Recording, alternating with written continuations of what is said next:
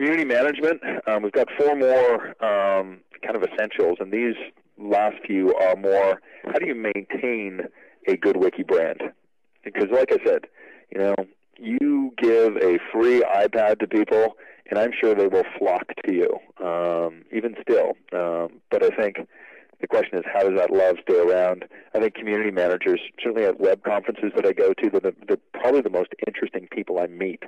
And it's because they're very likable and sociable. They know a lot about tech, and they have this innate understanding about customers and people that allow them to bridge what the company is doing online with what their customers are. So if you don't have a community manager right now, I would suggest a 50-50 chance that 2 years from now, somebody, and maybe a different title, will be that community manager for you on the social web.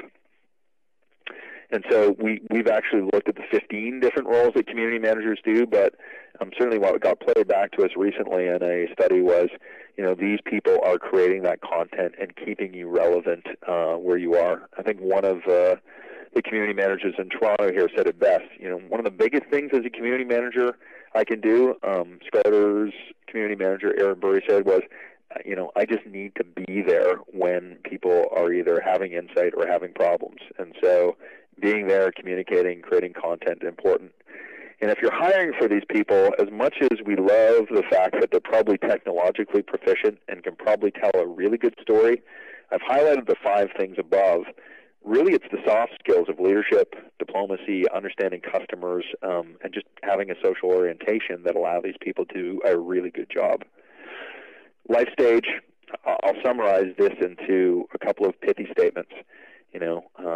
Moderate and look at your stuff every day, report on it, and kind of review what you're doing every week, experiment every 3 months, and any community worth its salt probably needs refreshing after about 2 years. So really tumbling the cards 2 years out and actually positioning yourself for where does the next step come to are probably important life stage concerns. Mike had a great hand to deal with in terms of kind of metrics. Mike, do you want to take us on metrics? Sure, and Sean mentioned up front, this is a real key area. I mean, you're going to get questions. I mean, what's our ROI on it? And what we talk about in the book is they really go well beyond that. There's a whole chapter on it, and it talks about sales and revenue as one, but also using social media to move people along the sales purchase cycle, and also the after-sale activity. So you can look at things like increased awareness. You can look at greater engagement. How much do you reduce the R&D time? And are you making a closer match with what your customers want? You should, because they're giving you great data all the way through. And the yardsticks, remember, the yardsticks are very different. If people are saying, how many Facebook friends do we have, or how many hits have we had on our website, it's the wrong thing to ask. We're looking at greater engagement, not just merely visits. So we want to be measuring the applause, not the attendance, is one of our favorite quotes. And when you're going about testing things, look at the greatest examples in the strategy you find, not in just your industries, but other industries, and keep trying things. And looking for the best experiments, and make sure that the metrics are in place for everybody that's involved with it. And if we move into the next part, we're talking about culture. Remember, the change isn't just for marketing. The culture change needs to happen all the way through the organization. And one of our favorite examples on this is Zappos. I mean, they're a great company that gets it right. They publish, you can see on the slide here, the core values.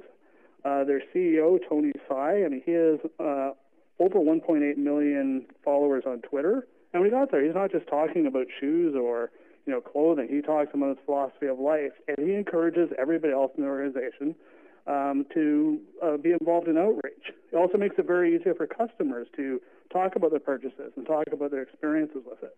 Yeah, by the way, if you're ever in Vegas and you're out of money earlier than you thought, we absolutely encourage you to phone them up and go take they have a free tour of their organization. You'll see things like people that are really, really passionate about your work, and the CEO has a cube that's the same as everybody else, the same sort of nutty accoutrement all across through it. So highly recommend it. And this may be a segue to the close of the presentation. I mean, Charlie Sheen is an anomaly here.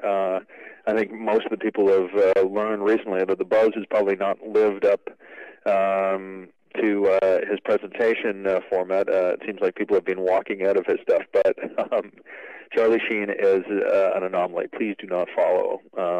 And I would say, just generally on the examples we provided in our presentation here, I find a lot of people love the examples because they know those brands and they can actually internalize. Great, I know they're good at that. But I find another group of people love kind of the small brands that we profile in our book, like Maple's Labels or Naked Pizza, and so we didn't necessarily steer toward those large brands. There's, I think, a good balance and mix and stuff in our book. So some key summary thoughts, and hopefully we'll get some questions.